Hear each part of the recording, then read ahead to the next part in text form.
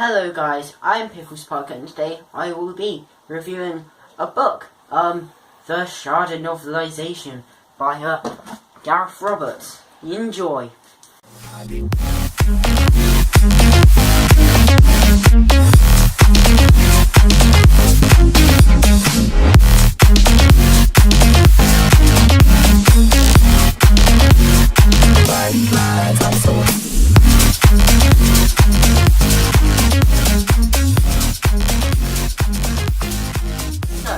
It was recently announced that the BBC were reanimating Shada, because obviously it's the infamous lost story, but so only parts of it were filmed. So they are reanimating it like they did with Power of the Daleks. So I haven't seen the DVD release where they put in the parts where they filmed and then the rest is Tom Baker narrating it. I haven't seen that, so I thought that I would read the novelisation. And bearing in mind I didn't know anything about the story previous. It was like first impressions for me, and I did enjoy it. I think that despite it getting slow in places, it's a very much enjoyable story. I think that sometimes people say that it's overrated just because it was never released and it's a Douglas Adams story. You have to love it, and people say it's not even that good, but I say it's above average. I did enjoy the story. I thought it was very creative. Some very nice creative ideas in there. Now, you definitely instantly, I think obviously Gareth Roberts has used the script that Douglas Adams wrote, but you can definitely tell that this is the Fourth Doctor speaking. His dialogue is spot on. You can imagine this is what the Fourth Doctor would say, and I think that I'd say it's very loyal to the original. Obviously there are a few things that Gareth Roberts adds in, like a few extra scenes when they're in the Shada prison, when they go and look at all the names and what their causes are. There's one person that says why they're in Shada is for conspiring with Carrionites.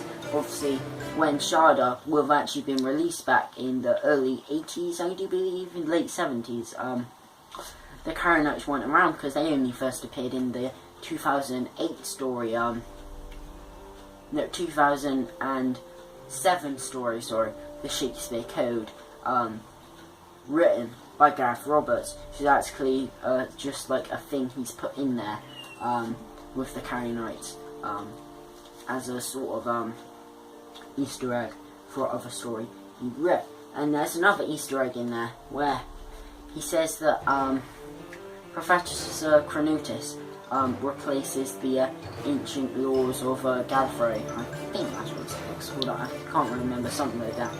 The book that is all important in this story. He replaces it with a book that was the same size, and then he says the hitch, alluding to, and then he's interrupted, alluding to the Hitchhiker's Guide to the Galaxy, which obviously Douglas Adams wrote. So I don't know if that's in the original story or Gareth Roberts wrote it in. But if Gareth Roberts did write it in, it's a nice little thing to put in there for obviously Douglas Adams. So the story, I think it starts off a bit slow, then it gets good, and then it gets a bit slow again, and then it gets good. It's sort of on and off and on and off. I think especially towards the end, it's just the Doctor keeps on going to face Skagra, and he keeps on going there and back to the TARDIS and there and back. It gets very repetitive, and you're like, God's sake, is this just the same thing again?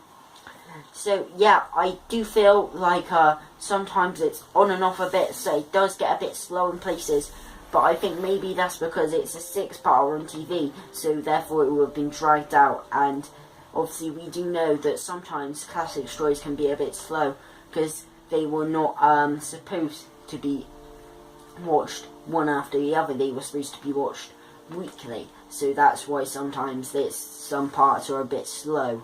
And obviously with this, they do write it in the parts, and obviously these have not been viewed, were not supposed to be viewed on all together, and then they obviously weren't supposed to be read all together. So it's probably a bit slow because Gareth Roberts wanted to be faithful to the original script that Douglas Adams wrote.